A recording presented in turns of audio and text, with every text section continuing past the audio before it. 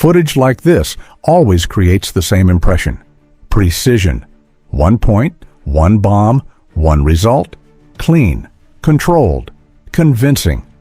But in modern warfare, what looks simple is rarely simple. The real question is no longer about accuracy. The real question is this: what actually makes that level of accuracy possible?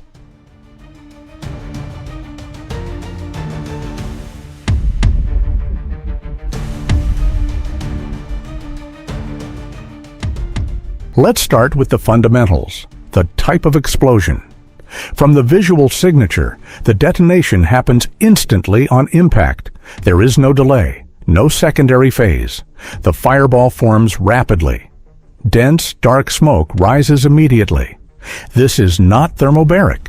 This is the classic signature of a conventional high-explosive blast.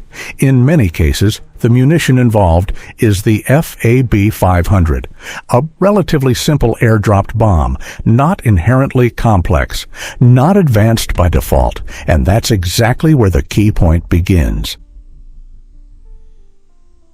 If we stop at the bomb itself, we miss the bigger picture because the bomb may be simple, but the system is not. Historically, weapons like this were unguided. Accuracy was limited. It depended on pilot skill, release conditions, and environmental factors. Today, that approach has changed. The same bomb can be upgraded, enhanced, adapted. The concept is similar to systems like the JDAM. Guidance modules are added. Glide capability is introduced, and most importantly, coordinates are assigned. This is no longer about dropping a bomb. This is about delivering it to a specific point, and that changes everything. But accuracy does not begin with the bomb. It begins with information. This is where drones become critical. They are not just surveillance tools. They are persistent observers. Quiet, consistent, relentless. They detect small changes, vehicle movement, repeated activity, subtle shifts in behavior. And once a pattern is recognized, the process accelerates. The target is identified, confirmed. Coordinates are transmitted. What we see in the footage is only one moment, the strike. But the real process begins long before that.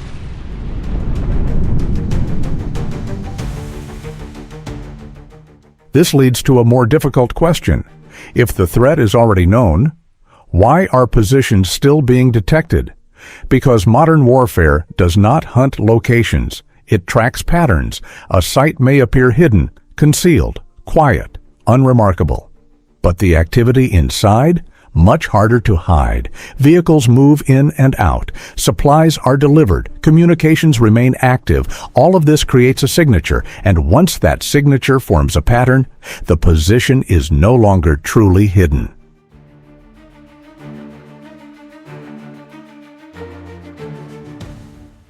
In theory, mobility is the best solution.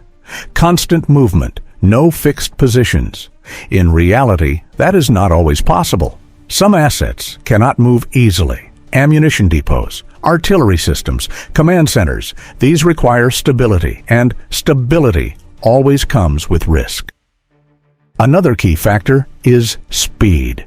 In the past, detection to strike could take hours, sometimes longer. Today, it can happen rapidly. A drone detects movement, data is transmitted, decisions are made, and before the target can react, the strike is already underway. This is the shift. It's no longer just about finding the target, it's about acting faster than the target can respond. There is one more layer that needs to be addressed. What we see is not the full picture. Footage like this is selective. It shows successful strikes, precise moments, clean impacts. What it does not show are the misses, the failed attempts, the targets that were never found. And that shapes perception. It creates the illusion of constant precision when the reality is far more complex. So, what are we really looking at? This level of accuracy is not accidental, and it's not a mystery. It is the result of a system, adapted munitions, guidance technology, persistent drone surveillance, and the ability to interpret patterns. In modern warfare, power is no longer defined by explosive force alone. It is defined by who can see first, understand faster, and act sooner. If you're interested in analysis like this, clear, structured, and grounded in real-world logic, stay with the channel for the next breakdown.